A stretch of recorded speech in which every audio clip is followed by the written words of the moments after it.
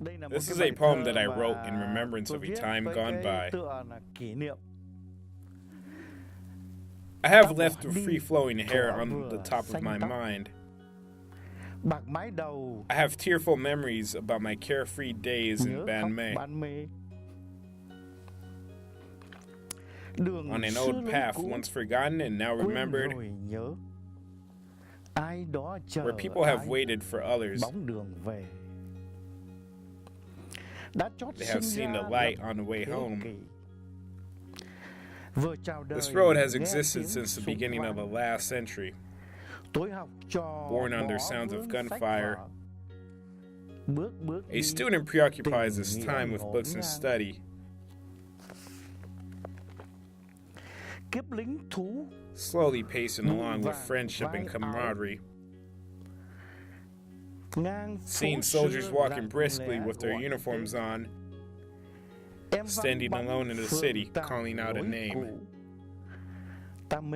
You and your old ways have disappeared, my love. I took pleasure in drinking and forgot what was around me. For 40 years, my life has moved on. In a foreign city with different people. My soul is still the same, but under rainfall and clouds of dust. Old Ban Mê, my one-time love.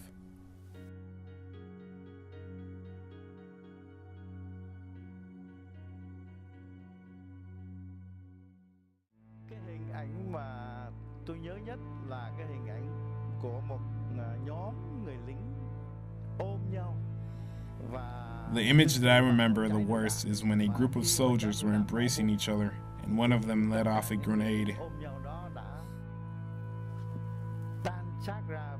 After a boom, those soldiers exploded into pieces, and what I saw were not human bodies anymore, but just arms, legs, and heads.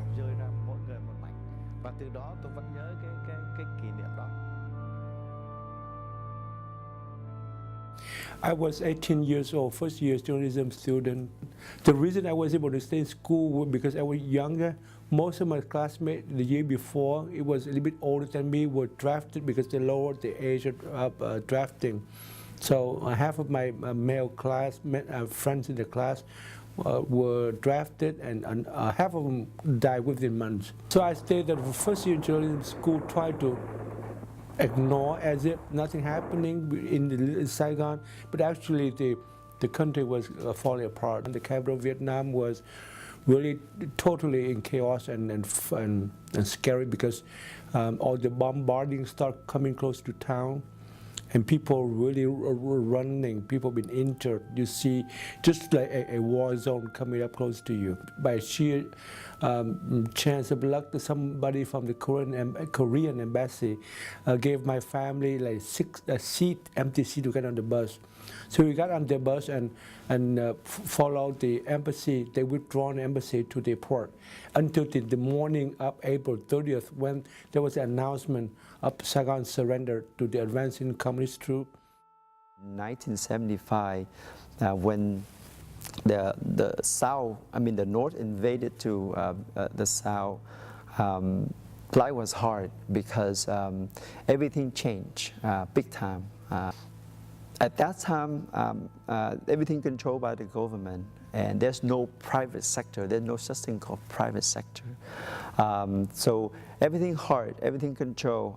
So how do they control that? The first thing they do is they change the currency. At that time, I remember everybody, doesn't matter how rich you are, you can take all your money, your old currency, bring it in, and they give everybody 200, and that's it. So there's a woman in our neighborhood there.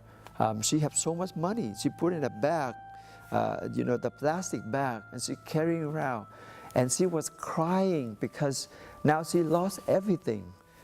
She was crying because now suddenly she was a rich woman and now become a very poor. Say for instance, if you have 2 houses, they say you don't need 2 houses, so they take 1. Everybody will get equal number of food. Every week you come up to the government and they will distribute this equally. The Vietnamese call that period the rationing period. So during that period, people have to like work in collectives, agricultural collectives. They have to work for the state, farm for the state. They can't, like grow food for their own selves. The only way for them to survive is basically to go sell stuff in the black market. So the black market become a booming, because now, if you have money, then you can buy stuff, but everything on the table. And that's what happened. My dad been labeled as a capitalist. If you are labeled as a capitalist, or you label as an old officer of the old government, you would not be able to do anything. All his stuff get confiscated, and they took away all his stuff. Anything that we have to sell one at a time to survive.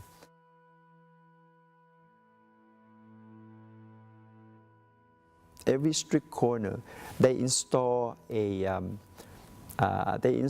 loudspeakers on the corner of the street, and then every morning, 5 o'clock in the morning, they start singing all these national songs for us to understand, we here to win the war and all that stuff. And then they also start brainwashing with all this news, how bad American is and how bad the enemies is and all these things. So try to make a thing that way. The worst part of that is that it is called a labor camp.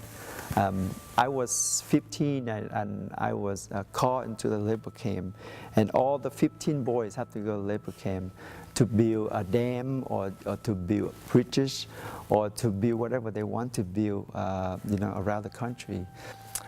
I didn't quite understand or realize that I need to go, because at that time we just try to survive. But I remember one night my brother came into the house about 2 o'clock in the morning and whispered in our ear and said, time to go, time to go. And so we all just got up in the middle of the night and just wear whatever, don't carry anything. I wore a short and a t-shirt, that's it. And that's where we start escaping from Vietnam. 1980, we get into a boat. Probably it's not that big. It's about probably 36 feet long and about maybe 10 feet wide. On the way out, it was struggle because we met with the Coast Guard, and they shot at us and they tried to stop us. But after another day, the engine broke. So we have no way to get to Thailand now because the engine was broke. During that time, my sister-in-law, who was pregnant at the time, she gave birth on the boat.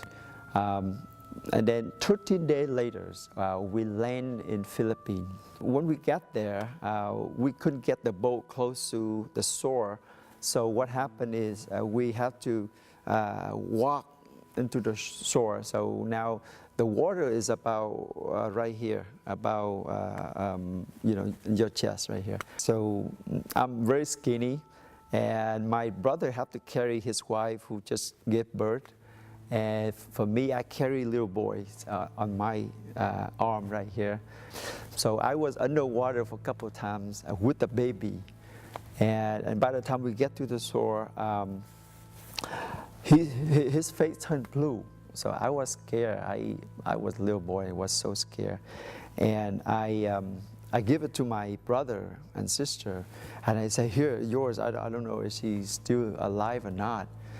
And sure enough, he's not breathing.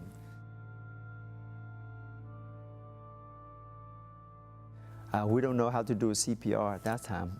So we're just hitting his back and patting on it. And probably about 3-4 minutes later, I heard he cry. So I was like, oh my. I thought I'd kill him, but that's what happened. I don't remember the date, but it was February 1981. We landed in San Francisco airport, and they took us into this building. I couldn't remember where is it. I tried to find out for the last 30 years, but I don't know where it is. But they took us there, and they gave us some of the warm jacket, very warm jacket. We were so cold. This is the first time ever I feel this cold.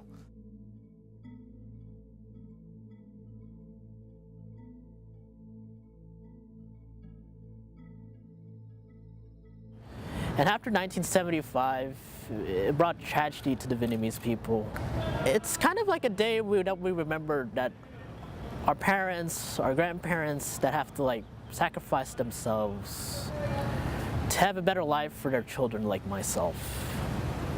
It's like a point of origin, basically, that day. When I first came, I was just thinking that I was gonna improve on my education, that I was gonna repay the sacrifices for my parents. In the form of getting degrees and getting good jobs. But I started to have to struggle with being a minority in the United States. And I first learned, oh, you can't say Ho Chi Minh. Don't say that. Don't say you're from Ho Chi Minh, say you're from Saigon. Because Ho Chi Minh is a trigger word and it makes people angry. Not all people from the North are communists, and I think that's very unfair to people, because say young people like me, we have nothing to do with that, you know. I wanted a haircut, and so I came to the barber shop at the Little Saigon in Story and McLaughlin. And when I entered the barber shop, I greeted them in English, and they greeted me in English. And after I was seated, the female barber came to me and asked me what kind of hairstyle I want. And I replied to her in Vietnamese. And upon hearing my dialect, she kind of changed her attitude. And she started asking me a personal question, like, so are you from the North? And I replied, yes. And she asked me about why did I come here, and what am I doing here in America? And I just told her that I'm here to study, and I'm an international student. And then after that, she asked about my parents. That was really strange, because we just met for like 3 minutes, and she asked me like, what does my parents do? And then she added, are they like members of the Communist Party? And I just told them my parents are teachers, and they're good people, and that's all you need to know. I think for older people, they experience the war, and they experience the very rigid regime of the communism. And now it's less rigid, it's looser. So I think we have a different point of view than the others. Like younger people have a different point of view from the older generation. So from what we were taught when we were growing up, the war against the Southern Vietnamese regime at the moment, it was to gain freedom of the country and to unify the two parts of the country. Recently on social media, I see a lot of videos that people are posting about the day Saigon fell. And it showed another side of the story that I haven't seen before. It was pretty shocking because, you know, they were just men and women and children. They were just running to the airplane to try to get on the airplane to free the country. And then I saw people trying to get on the boats, and you know, many of them fell in the sea and they cannot get up on the boat. And it was really, really sad. For many of us, we're trying to like move on and try to build our identity here as Americans. Get rid of that, you know, the animosity that our parents and grandparents that have.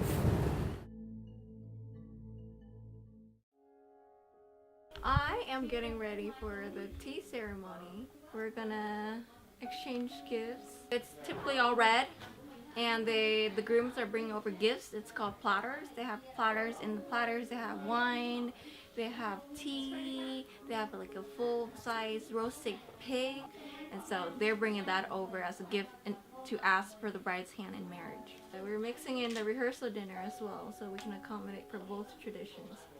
It's traditional in the fact that we both see it as traditional. We're doing her traditions. Today I'm new to their traditions, and so it's a learning aspect for myself. Even for my bride, it was a learning aspect for her. Well, my reception is gonna be like any normal reception, except it's gonna have like a 10-course Chinese food, which is like the Vietnamese part of it. They typically prefer you to marry someone within the same race. But I think we're starting to see a lot of mixed weddings, and they're starting to become more open to it. I don't think it would be this celebrated if it was 40 years ago. The difference between then and now is that all the families are happy that we're having it. So you see a big transition there.